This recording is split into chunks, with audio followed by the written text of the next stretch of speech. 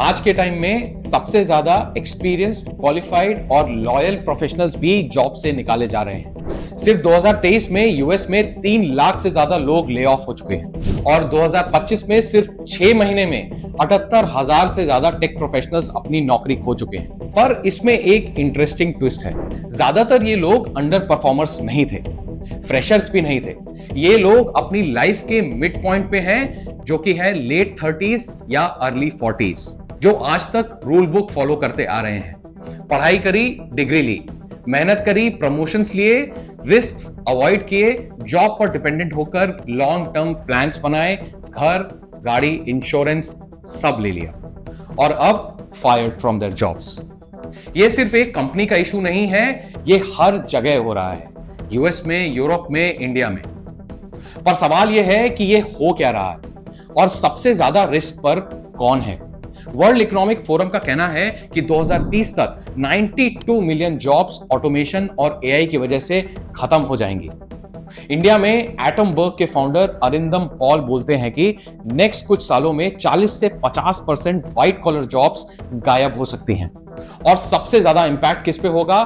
Not freshers, not interns, पर उन लोगों पे जो 38, 42 या 45 साल के हैं, जो ईएमआई भर रहे हैं, बच्चों की फीस भर रहे हैं, पेरेंट्स का इलाज करा रहे हैं या घर का रेंट दे रहे हैं। सब कुछ सिर्फ एक सैलरी पर डिपेंडेंट होके।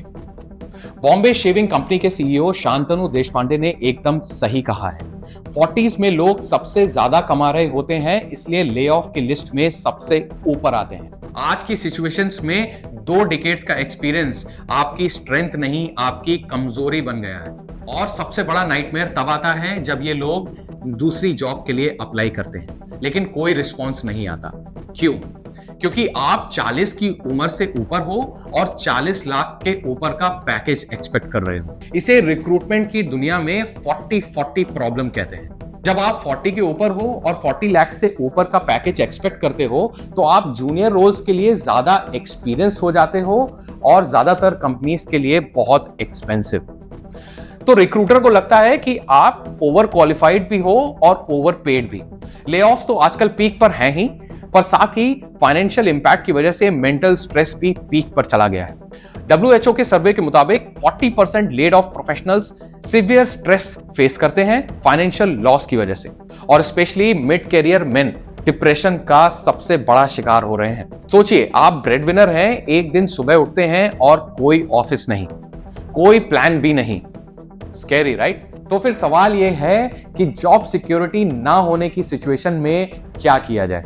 हमें बचपन से यह फॉर्मूला सिखाया गया था, good education plus good job is equal to stable life. लेकिन एआई ने वो फॉर्मूला डिलीट कर दिया है। आज टॉप परफॉर्मर्स भी निकाले जा रहे हैं और reason cost cutting and automation. सच्चाई यह है कि आज कोई भी इंडिस्पेंसिबल नहीं है। जॉब सिक्योरिटी नाम की कोई चीज नहीं बची है। इसलिए एक्सपर्ट्स सजेस्ट कर रहे हैं कि माइंडसेट चेंज करो, अपने आप को अपस्किल करो और बिजनेस माइंडसेट लाओ। मतलब सिर्फ कंपनी या जॉब पर डिपेंडेंट मत रहो, अपने ऊपर इन्वेस्ट करो, जॉब के बाहर अपना खुद का एक इनकम स्ट्रीम बनाओ बिफोर यू नीड इट। और ये इनकम स्ट्रीम्स क्या होने चाहिए? Not stocks, not mutual funds and not fixed deposits. वो सब इन्वेस्टमेंट्स हैं लेकिन बिजनेसेस नहीं। आपको चाहिए एक साइड हसल, एक छोटा सा बिजनेस जो आपके जॉब के साथ भी चल सके, जो आप बिल्ड करते हो, अपने आप ओन करते हो और स्केल कर सकते हो जब भी जरूरत पड़े। आपका साइड हसल एक वीकेंड प्रोजेक्ट भी हो सकता है, ऑनलाइन कोर्स भी हो सकता है, फ्रीलांस गिग भी हो सकता है या डिजिटल प्रोडक्ट्स भी हो सकते हैं। लेकिन वो आपका हो, आपके कंट्रोल में हो, ताकि जब नौकरी जाए तो आप फ्री फॉल में ना जाएं। और इस साइड हसल को चलाने के लिए आपको बिलियनियर बनने की जरूरत नहीं है, वीसी फंडिंग की भी जरूरत नहीं है, सिर्फ स्टार्ट करने की जरूरत है। कुछ इंटरेस्टिंग बातें बताता हूं साइड हसल्स के बारे में। मेटा में एक एम्प्लॉय था, स्कॉट गुडफ्रेंड। साइड हसल में वो फूड टूर्स चलाता था न्यूयॉर्क में। लास्ट ईयर जब मेटा की मास फायरिंग में उसकी नौकरी चली गई तो उसने साइड हसल पर फुल टाइम फोकस करना शुरू किया। आज उसका बिजनेस 1.6 करोड़ तक कमा रहा है साल का। एला एल गटेट ऑडियो एल्बम्स बनाता था as part of his side hustle. 2023 में ले ऑफ के बाद वही उसका मेन बिजनेस बन गया। 2024 में उसने 2.8 करोड़ का रेवेन्यू किया है। और इंडिया में भी बैंगलोर में कोई क्लाउड किचन चला रहा है, कोई दिल्ली में फ्रीलांस डिजाइनिंग कर रहा है, चेन्नई में कोई एचआर कोच है। साइड हसल्स वाले लोग जॉब में सडन चेंजेस आने पर परेशान नहीं होते, क्योंकि उनके पास ऑलरेडी एक साइड हसल इंजन चल रहा होता है। अब क्वेश्चन यह है कि आप क्या शुरू कर सकते हो। आपको जॉब छोड़ने की जरूरत नहीं है, सिर्फ एक आइडिया चाहिए जो कम टाइम ले, अच्छे पैसे दे और फ्यूचर में स्केल हो सके।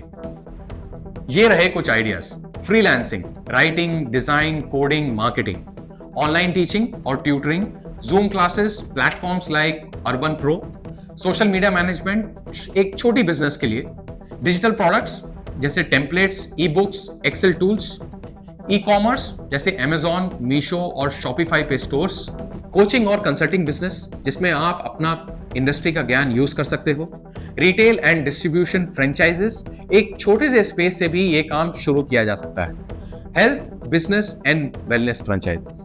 बस एक छोटी सी शुरुआत करो, सिर्फ 3 घंटे पर वीक, और देखो वो कितना ग्रो होता है।